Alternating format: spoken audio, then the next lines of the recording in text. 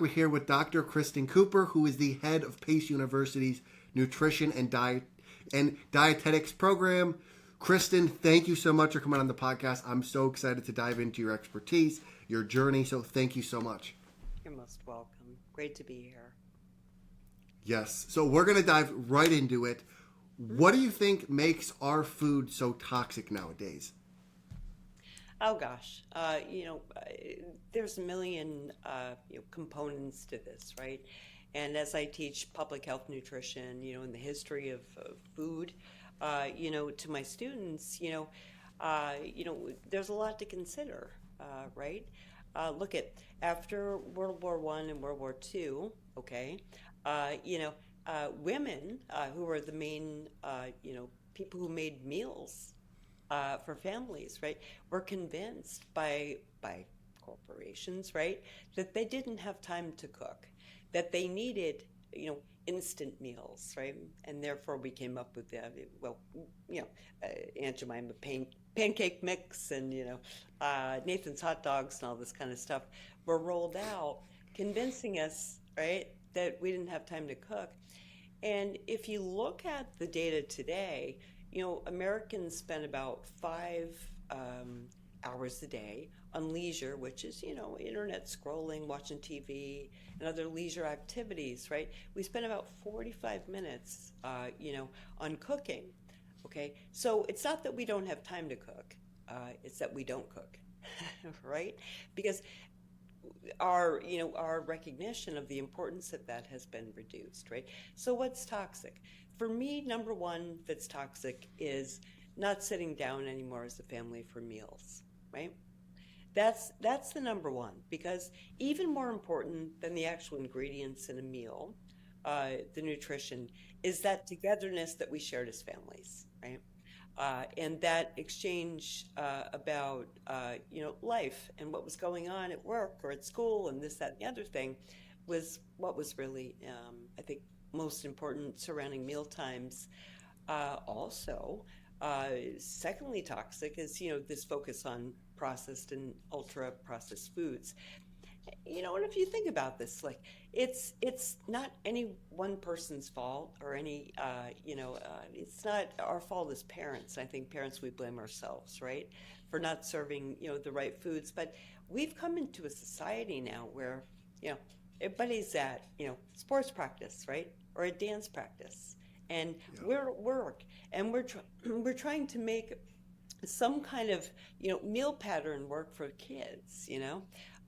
We're heating up leftovers in the microwave or whatever it may be, right? So it's not necessarily the ingredients there either, right, that are toxic, but it's the pattern. However, in working in a lot of different places, within the New York City metropolitan area, right, in many disadvantaged, neighborhoods, I can see that the only thing available really is ultra processed food, and it's the only thing that's affordable. You know, when I was teaching kids in the Bronx, they'd come into school with a Mountain Dew and Doritos for breakfast, right? Now, what do you do with that, right? These kids are going to misbehave all day long, right? Because they don't have the proper nutrition, but yet that's kind of what they got, right? That's what they can afford, right? With what they have, and so it's a terrible conundrum that we're in, and I think, you know, I think most people innately know, right, that an apple is healthier than a Big Mac, right?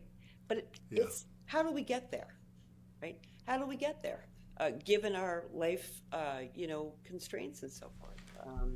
It's I think that we're in a situation here where we have to be, we have to give ourselves a pass and start to figure out what's next, right? Rather than what was. And I think we can do it, Yeah. but we're in a really hard situation. One thing you touched on uh, very, very early on in the conversation is the fact during that World War I, World War II time that the women were convinced that cooking kind of wasn't a, the main thing to do, and then they started to introduce the processed foods, the hot dogs you mentioned, the pancakes. Why do you think this convincing was done to kind of push women away from cooking at home? Well, profit, right? Companies saw an entree, right, into how they can gain profit. And it was the truth. I mean, women were responsible for a lot of things and going back into the workforce while men were at war.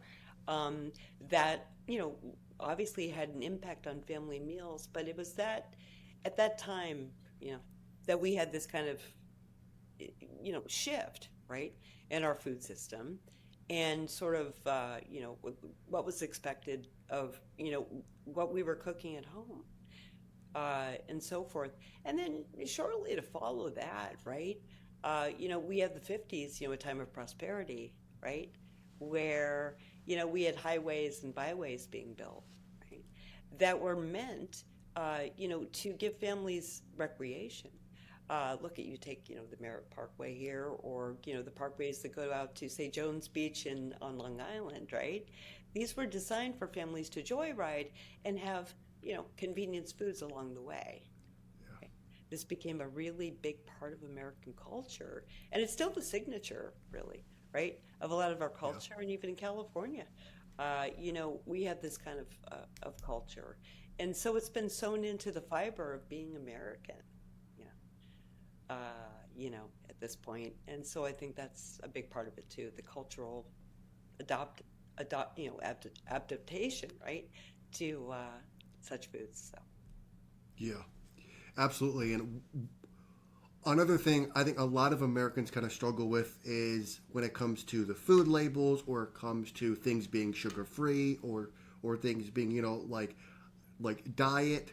Can you kind of talk about what do you see is when it comes to fake sugars? I think this is like a huge problem. Sugar free, things of that nature. Can you kind of talk about sugar free items and what people should kind of be looking out for mm, when it comes to like other ingredients when it comes to something saying sugar free? yeah, sure. I mean, sugar free doesn't necessarily mean non-caloric, right? And I think people, this has been a really tricky way, for a lot of companies to get people to buy products, right? Well, I think just the other day they came out with a sugar-free Oreo. Okay, well, you're still getting an Oreo. You're Yeah. still getting the same thing. You're just getting fewer calories, maybe a few fewer calories, but there's still the same ingredients in that Oreo, right? And there are alcohol sugars, right? Alcohol-based sugars that are out there that reduce calories by such a part, but not enough to make them calorie-free. And we learned this in the 90s too, right? With snacks like Snackwells, right? We thought these cookies were going to be, the end all and be all, and be, low calorie. When it turns out we just ate more packages of them. The next thing that I really want you to talk about, and I think this is something that we don't hear enough, is menopause. Oh Can boy. you kind of talk about when it comes to women? I think a lot of them struggle with this. There's not a lot of like education around it. I think it's even kind of taboo to bring up, but I think it's very, very important and something that people should be taught about, learn about, especially as they're growing up, and also the cycles of women's periods as well. When it comes to when it comes to menopause, can you kind of talk about how does diet affect that? What are some things like the women should be looking at as they're entering this period of their life? Yeah, sure. I mean, look, in the history of research, right, on women's health, right, uh, not so much anymore, but before I'd say, in the 1980s, research on women's reproductive systems was basically, we're men with breasts. Let, let's look at the same thing that's happening in men and just put some breasts on that, and then we'll figure out what women need. And, that's not the case. And I think now, more than at any other time in history that I've seen, right? There's more attention, to menopause. What happens during menopause in terms of nutrition, right, is basically this, right? Well, you're not reproductively, right, active, right, anymore. And so mainly a woman's metabolism will, kind of go down, right? And unless a woman, is keeping up with, strength training and exercise, right, it's very easy for a woman to put on, 20, 30 pounds, right? And then women say, well, geez, I'm eating the same thing I used to be eating. What am I doing wrong? Well, women aren't doing anything wrong. It's just a change, right, in hormones that can be curbed, right, through diet and exercise. Uh, However, it's hard. It requires work. Yeah. And I know that. I'm into those years. So, uh, yeah. And I get that. So there's also the component, right, of hormonal changes and changes in your, in your mental health, right? In terms of libido, in terms of just life outlook. And now there's so much attention on menopause that there's actually, kind of a medical, clause where women can take time off, right, for going through, changes of menopause. So it's finally being respected, right, for what it is. But I do see more and more women, coming out. This is mainly, sort of between women, right? And dietitians and women, in terms of, geez, what am I going to do with all this weight that I've gained? And how can I maintain my weight? I'm still an active person, right? And so forth. So I think it's still a very complex issue, but I do think that there's more support there for women, and I think more of us are becoming more educated on how to help women through menopause in terms of food. And do you think there's anything that they can do to prepare themselves as they enter that menopause state? Like, let's say they're 40 or they're 45 and they're, starting to get up in age. Is there like anything like that women can do to start to prepare their body or prepare themselves to enter into that state? Yeah, I mean, I think, keeping up with, uh, physical activity, is really important. I think having a pattern of movement, right, is really important.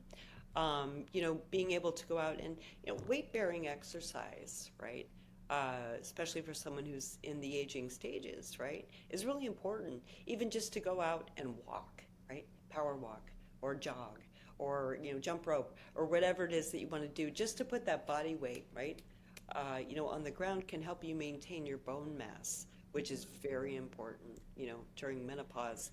And then I think also, just keeping up, right? Getting checkups, seeing a dietitian, right? And trying to keep track of what you're doing and where you're going, with health and weight, I think can be really important too. And, everyone is different, right? There are women who go through menopause, like a breeze, right? The same person, in and out, right? And then there's women who really struggle with a number of different issues, mental health and physical health and everything involved in menopause. And so I think just, having a sounding board, keeping track of your health and, making the best choices you can for you as an individual, I think is really important. Yeah. And, kind of like we talked about earlier is I think a lot of companies kind of look at this as a way to sell supplements, kind of make a profit, kind of take advantage of women going through this phase that might be uneducated. What are some supplements that are helpful versus some supplements that might be a waste of money for people to spend on?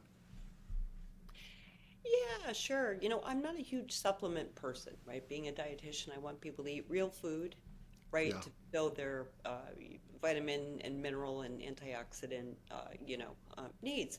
But I do think that a multivitamin, a good one, right, like a Centrum or whatever multivitamin you might want to take, is a good bet, to take. And I find, as we get older too, I think, a vitamin D and calcium is a good bet for a lot of people. I mean, I'm a sun person, and I migrate where the sun is when it's not sunny in my part of the world for the year. But I think for most people, making sure that vitamin D and calcium, is in check is a very good idea too. Also, the B vitamins, a vitamin B complex, and vitamin C are also really important. And there's other vitamins that are important as well. But again, I'm a proponent of getting those vitamins from food, but also well knowing, right, that our diets are limited in many cases. And so Yeah. taking a supplement is a good insurance policy, as I call it, right? To have Yes. a good battery of vitamins and minerals and antioxidants behind your belt, just to make sure. Yeah. Absolutely. And to kind of transfer to your time at Pace University, working kind of with the youth and the students, what are some things that you see that people coming into your class don't know that you think is very important for them to kind of carry with them throughout life as they graduate your class? Oh yeah, sure. It's single-handedly the most important thing is that I observe is that kids are learning about nutrition from TikTok, and Instagram and Facebook, Yeah. not even Facebook, but social media. Okay, and social media exists for one reason: it's to make people, look famous and make people make money, right? It's not at all about truth or scientific exploration of any one idea, right? So I teach mainly master students who are well educated, right, in nutrition. They come to me with a pre-med background, right? So they're well positioned to make sense of dietary advice. But I teach a couple of undergrad classes, okay? And these are the classes I cherish the most, right? Because I get to be in touch with, the students who haven't had as much exposure scientifically to nutrition. And when I learn about what they know about nutrition and where they turn for nutritional advice, well, I'm horrified. But I'm also, there to support them in kind of helping them to reshape their ideas, right, about nutrition, right? A lot of what we see, online, this is perfected vision, right, of what one can look like, right? This is not reality, right?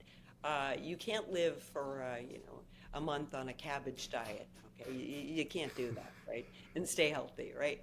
And so what I tend to do when I bring these students into the class is start at the very beginning. Why do we eat what we eat? I go through the whole digestion process all the way to, from the mouth to, the bottom, right? And we talk about how food is processed. And then we talk at the end about dietary choices, right? Farm to table nutrition, right? Nutrition policy, how we shape our ideas around food, and how we can, make good choices. And I even have these students live on a food stamp diet, $7 a Wow. day for food per week, right? And I get all the tears about I can't afford Jamba Juice anymore. My Jamba Juice was $9, and I can't have it anymore. Yeah, you can't have it anymore. Truth is, most people in the world live on like $2 a day, including food. So no, you can't have that, right? How are you going to put a meal together living on that kind of budget? And now you're going to know what most people in the world live with, right? And how they're constrained, dietarily and so forth. So those are the main thoughts that I have about that. I don't think we as North Americans, right, have a notion really, right, of how to eat and how to eat on a budget, and how to eat healthfully, because we're bombarded by advertisements, right? Yeah. And Yeah. what about that myth that you can't eat healthy because it's too expensive? See, I don't think that's true. I think you can, and I think here's why. Um, if if you, it's not going to make you happy, right? But if you go to the grocery store and you buy what's in season, right? Whatever vegetable or fruit is in season, okay? And if you buy rice and beans, okay? And if you buy if you buy frozen vegetables, which are actually even more nutritious than fresh many times because they're picked at the peak of ripeness, right? And then flash frozen, right? If you can live with that kind of diet, you can really economize, you know, on what you eat. It's when we are, ordering out. It's when we're buying, expensive cuts of meat. It's when we're partaking in these kind of products, right? The $8 Starbucks or the $9 Yeah. Jamba Juice or whatever it is that we're blowing the money because real food doesn't cost a lot. And so I think that's a myth. Is it going to be sexy and fun to eat that kind of diet forever? No. But again, most people in the world eat the same damn thing every day, right? Yeah. Yeah. It is very fascinating seeing what you can make when you make it at home, when you make it from scratch, when you start to make your own food. It's not only cheaper, but it's healthier. You mentioned something very interesting. You said that frozen is healthier than fresh vegetables. Can you kind of dive into that? Mm. That's very interesting because I wouldn't think that. Like you would think, oh, it's frozen, they process it, it's in a bag. Can you kind of dive into that a little bit more? Yeah, I mean, what happens is when we get fresh produce, right? If it's local, okay, from a local farmer and they truck it over here, to the shop, right, or whatever supermarket, okay, within a day or two, yeah, that's great. It's nutrient rich, right? But what about the vegetables that we get, from California, right? Or the fruits, right? Strawberries in February, right? And it's going Yeah. to take, right? It's going to take 3 weeks to get them over here. And then by the time we get them, with light exposure, right? With heat exposure, right? And just time for nutrients to disintegrate, we end up with just something that doesn't taste like anything, right? And doesn't have the nutrients that you would hope that comes in that particular fruit or vegetable. So what happens with frozen vegetables is that, they're picked at their ripeness and they're flash frozen so that at that very moment where they're the greenest, right, they have the most, nutrients, right, that those nutrients are frozen in place for us to then eat. Now, if you don't like the texture of a frozen food, right, that's one thing. But usually, if you heat these foods up, right, and you throw them in some kind of meal, right, in some kind of meal or in some kind of soup or a dish, or you even heat them up, with dinner, they taste darn good, right? Because they still have the nutrient, they retain the nutrients. So fresh is not always better than frozen. That is because I always thought, oh, well, it's frozen, it's in a package, Yeah. it's in the freezer. You always think, okay, it's organic, it's fresh, but you're saying that because of the travel time, maybe there's bugs in it from the travel time, it's being moved by other humans, Yeah. that is causing problems, less nutrition, maybe some toxic things are getting into it. That's very fascinating because I always thought the opposite. So that's Yeah. that's Yeah. very interesting. Yeah. And it's interesting even with our women, infants, and children program here in the United States, right? Or our food stamp program, which is now called the SNAP program, Supplemental Nutrition Assistance Program. People can access, frozen foods really well, right? And they're much more affordable. And so, I take an interest, right, in promoting these for folks, and especially, well, even for families, right? You're feeding a lot of people, and you're going to get a lot of nutrition, right, and save a lot of money by using these foods. And when they're looking at those frozen foods or those frozen vegetables, is there some ingredients that you would stay away from when you're looking at the label and the packages? No, no, there's nothing in there really because there's Okay. nothing to guard against, right? Once you pick that thing and you freeze it, it's pretty much okay. You don't have to worry about that. That's another thing you don't have to worry about, right? Now, pesticides aside, I mean, you, you can't know, right, how that food was treated, but there again, I don't think we know a lot about the foods that we're buying. So if we can preserve nutrition, that's a step ahead. He's saying Fascinating. yeah. I have one more topic for you. Mhm. I really want to dive into what you and Greg are doing with your foundation. Why do you think? Well, one, can you first kind of talk about, for the people that don't know, what you guys are exactly doing for your foundation? Mhm. Yeah, sure. So Greg and I and Tammy Matos and Ron Kolonica, met around, a certain vision, right?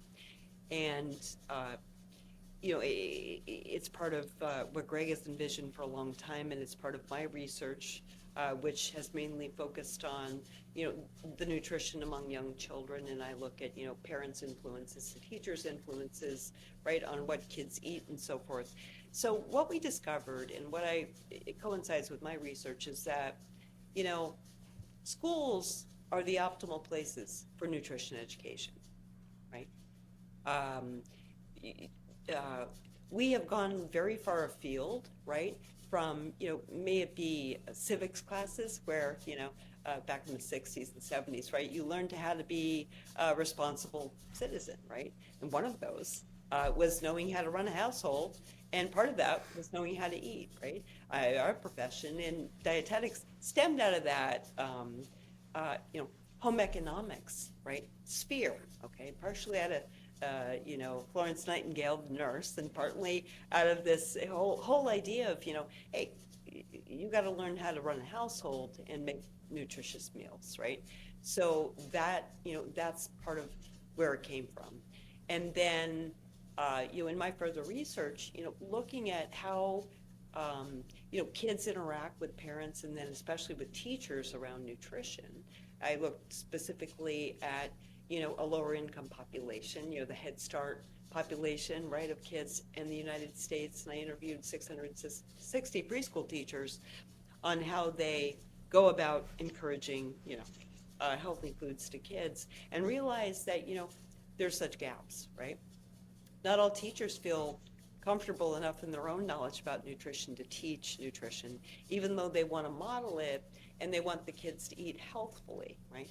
Then there's another gap in that, especially in our lower income schools, right? These schools are they need to obtain the lowest possible bid that meets standards, right, for nutrition.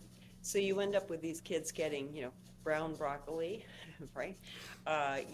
Lower grade, chicken, some kind of crappy, rice that's made, in some kind of, uh, back office kitchen somewhere with no real care, right? Towards, the quality of the food, right? So how are teachers going to teach, to kids that this is healthy food and it's delicious, right? When it looks like crap and it tastes like crap. Okay. So I feel like schools are the perfect place for nutrition education, but we have to have some standards, right? We have to be introducing the best of the food, right? And showing kids how to eat healthy foods and how delicious that whole foods can be, right?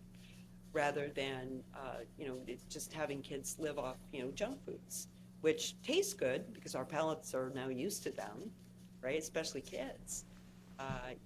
They taste good, Yeah. but are they good for us in the long term? No. So that's kind of, I think, how we got together. And what we want to put forth is that there is hope, for our next generation in terms of eating healthier foods. We have a groundswell, right, of parents, teachers, healthcare, mental health care professionals who are behind this. Folks from the USDA. We have a big following, right, among people who really are going down the road of trying to make kids healthier. We have to. We have to, Easton. Look at our healthcare system. We Yeah. can't support any more sick people. Yeah, and I think starting with the youth is necessary because they're not only going to obviously take care of their own health, they're going to set standards for their friends, eventually the kids that they have. So I definitely think going after the youth is very important. And when we look at what their parents could be doing to help their kids improve their health, improve their life, their activities, their exercise, what are some kind of tips and tricks like that you guys want to tell parents when it comes to sending their kids to school, when it comes to taking care of their health and making sure they are healthy kids? Yeah, I mean, it really depends, right? You have some school systems, like the one I was on the board of, right? And we had beautiful meals, and everything was organic and whole grain and high protein and perfect, right? And these were kids in a wealthy area, right, that had the privilege of having this, right? And then I've worked in the extreme, opposite, right? In school districts that didn't have that kind of, you know, um, investment to make, right? And it was a struggle to get kids to want to try healthy foods. Like I said, in the Bronx, I'm not dissing the Bronx. I love my students there, right? But a lot of the students, came from households where they had never had a fresh food. I remember holding up a bunch of carrots once, right, for the kids. And I said, "Hey, students, what are these?" And it said, "I don't know. They just look nasty." And I said, "Well, what are these?" And they said, "I don't know." And I said, "Well, they're carrots." And I said, "Where do they grow?" And they said, "In the supermarket." I said, "They don't grow in the supermarket. They grow on the ground." Okay? This is a plant, and here's the root system, and I'm going to show you how they grow, right? These kids have never even been exposed to a carrot, right? And so, what do you do with that, right? And I speak for all our parents. We have well-meaning parents in every socioeconomic bracket, right? And we want the same thing for our kids. But exposure is one thing, right? Culture is another thing, and there's a lot of things that impact what kids eat and what they will accept. And fast food has been engineered to taste so good, right? And be Sure. so affordable that we're up against a big battle. I think I looked, it probably was a year ago, I looked at the marketing budgets of, what was it? Was it Coca-Cola? May have been Coca-Cola. And then the USDA, Eat Five a Day campaign on fruits and vegetables, right? I think that campaign, I think they invested $250,000, and I think it was almost $300 million, right, for marketing on the junk food Yeah. end, right? So, hey, we got to come up with something, right? And Yes. it's not easy. We're up against a really uphill battle. Yeah, I love what you guys are doing. I think, just slow and steady, right? Just like chipping away, like educating people. I think American society is moving more toward a a healthier option of realizing what's in processed, like ultra processed foods, what is in these school lunches. They are kind of getting into more healthier practices, working out more, those type of things. So I definitely think it's a long term battle, and I definitely think people are ready to wake up. They're ready, or they're sick of being sick. They're sick of being overweight. So I definitely think they are ready. And those are the questions I have for you. Um, how can people find you and find your foundation? What is one thing that you would like to leave people with? I would just like to leave people with, and I just talked to Greg about this the other day. Um, we're we're in a situation. 2024, right, was kind of a landmark year, I think, right, for panicking over food, right? And we've been looking at things like food dyes, right, and Yes. right, which is good. We need fewer dyes in food and stuff, right? We definitely do, but we're we're looking at products now, right, that are like Doritos, okay, that don't have any dye in them anymore. Well, you're still getting a Dorito, man. Okay, you're still getting a processed food. Okay, right? And there's a lot of other products that are doing this, right? And we can package things, with a label like all natural, when in fact it's not all natural, right? We're getting let's say, a vanilla molecule that's an isomer of the vanilla molecule, and it's synthesized in a laboratory, but they can still call it all natural because it meets certain molecular standards, okay, for what it is. So we're still dealing with a lot of misconceptions, right? Uh, and that. your average person can't be responsible for knowing all about this, right? Somebody studying it, like me, can point these things out. But, there's so many things we can't know. And on the one hand, especially during the holidays, I don't want people to panic about food labels and food contents. I want them to sit down with their family and enjoy a holiday meal. On the other hand, I want people to know that, a lot of the labels that we're looking at, are deceptive. So I guess leaving people with the fact that, togetherness with family is the most important thing, even above the food, I think is really important. Sitting down for family meals is the most important, even over what the contents of the meal are. Uh, you know, but we do have to start, taking a look at what's in these foods and realizing that packaging is can be highly deceptive. And I think we Yes. in my field have to do a better job at explaining that, and so forth. And how can people find you? What's the best way for them to get in contact with you? What's the best way for people to get in contact with the foundation? Sure. Well, we are Foundation for Healthy Schools, and I think we're best found on LinkedIn. And I'm Dr. Christen Cupples Cooper. You can find me on LinkedIn and on Instagram and on Facebook as well. Perfect. Well, thank you, Kristen, for coming on the podcast. I think it was great knowledge from menopause to dieting to labels. I just want to say thank you, and if you could stay in here after and we can chat. But thank you so much for just sharing your knowledge and taking your time to educate people here. So welcome, Easton. Thanks so much. What a pleasure.